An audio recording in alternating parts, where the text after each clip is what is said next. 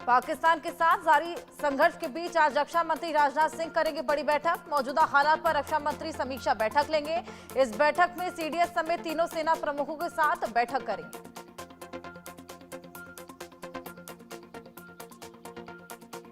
पाकिस्तान के साथ जारी संघर्ष के बीच केंद्रीय गृह मंत्री अमित शाह ने सीमा सुरक्षा बलों के महानिदेशक के साथ अहम बैठक की। इस बैठक में बॉर्डर की स्थिति का जायजा लिया। शाह ने एयरपोर्ट सुरक्षा के संबंध में सीआईएसएफ डीजी से भी बातचीत।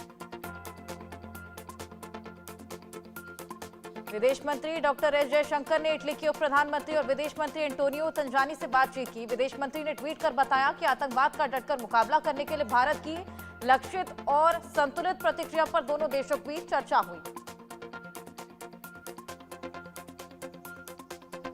विदेश मंत्री डॉक्टर एस जयशंकर ने अमेरिकी विदेश मंत्री मार्को रूबियो से बातचीत की। ट्वीट कर बताया, आतंकवाद के खिलाफ लड़ाई में भारत के साथ काम करने की अमेरिकी प्रतिबद्धता का भारत सम्मान करता है। ईरान के विदेश मंत्री डॉक्टर अब्बास अरागची ने राष्ट्रपति द्रौपदी मुर्मू से मुलाकात की। राष्ट्रपति ने कहा, भारत और ईरान के बीच सभ्यतागत और सांस्कृतिक संबंध हजारों साल पुराने। ईरान के विदेश मंत्री डॉक्टर अब्बास अरागची ने राष्ट्रपति द्रौपदी मुर्मू से मुलाकात की। राष्ट्रपति ने कहा, भारत और ईरान के बीच सभ्यतागत और सांस्कृतिक संबंध हजारों साल पुराने।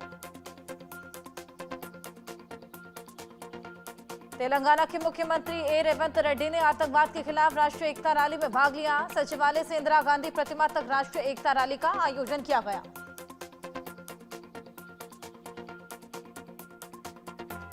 दिल्ली आपके अध्यक्ष सौरभ भारद्वाज ने कहा, देश की फौज और वायुसेना को बहुत बधाई। उनकी मुस्तैदी के कारण भारत पर एक बड़ा हमला टला।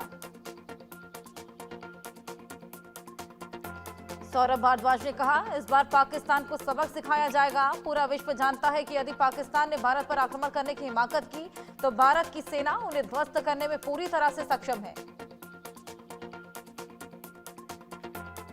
भारद्वाज ने कहा, भारत को अपनी रक्षा करने के लिए किसी देश की अनुमति लेने की जरूरत नहीं। भारत एक स्वतंत्र देश। ऑपरेशन सिंदूर पर बोले केंद्रीय मंत्री ज्योतिरादित्य सिंधिया, प्रधानमंत्री मोदी के नेतृत्व में हमारी तीनों सेनाओं ने आतंकियों को सदैव के लिए मिटाने का काम किया। बीती 7 मई को एलओसी पर पाक सेना के सीजफायर उल्लंघन के दौरान अपने प्राण न्यौछावर करने वाले शहीद लांस नायक दिनेश कुमार का उनके पैतृक गांव मोहम्मदपुर में राजकीय सम्मान के साथ अंतिम संस्कार किया गया। सेना की प्रेस ब्रीफिंग में बोले विंग कमांडर व्योमिका सिंह, पाक ने अकारण गोलीबारी की तीव्रता बढ़ा दी है। पाकिस्तान ने एलओसी के कुपवाड़ा, बारामुल्ला, उरी, पुंछ, मेंढर और राजौरी सेक्टर में मोर्टार और भारी आर्टिलरी का इस्तेमाल किया। विंग कमांडर व्योमिका सिंह ने कहा, पाकिस्तानी गोलीबारी के कारण 16 निर्दोष लोगों की जान चली गई, जिनमें 3 महिलाएं, 5 बच्चे शामिल हैं। हिमाचल प्रदेश सरकार के मंत्री विक्रमादित्य सिंह ने कहा, देश के 140 करोड़ लोग उनके साथ खड़े। एक निर्णायक तरीके से प्रतिशोध लिया गया। पूरे देश ने इसका स्वागत किया। झारखंड के मुख्यमंत्री हेमंत सोरेन का बयान, देश की एकता अखंडता को अक्षुण्ण बनाए रखने के लिए जो प्रयास होगा हम वो करेंगे। अभी वक्त नहीं है जहां हम अपने घर के अंदर एक दूसरे का सवाल करें।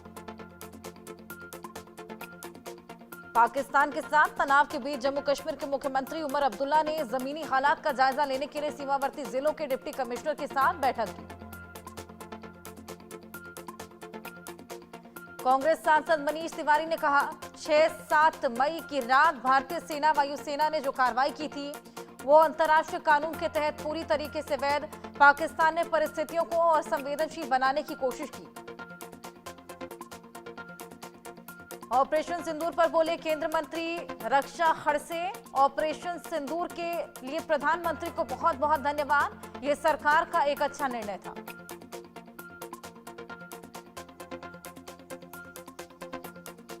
डीआरडीओ भवन में राष्ट्रीय गुणवत्ता सम्मेलन में बोले केंद्रीय रक्षा मंत्री राजनाथ सिंह, पाकिस्तान और पीओके में हमारे सुरक्षा बलों ने जो किया वो हमारे लिए गौरव का विषय।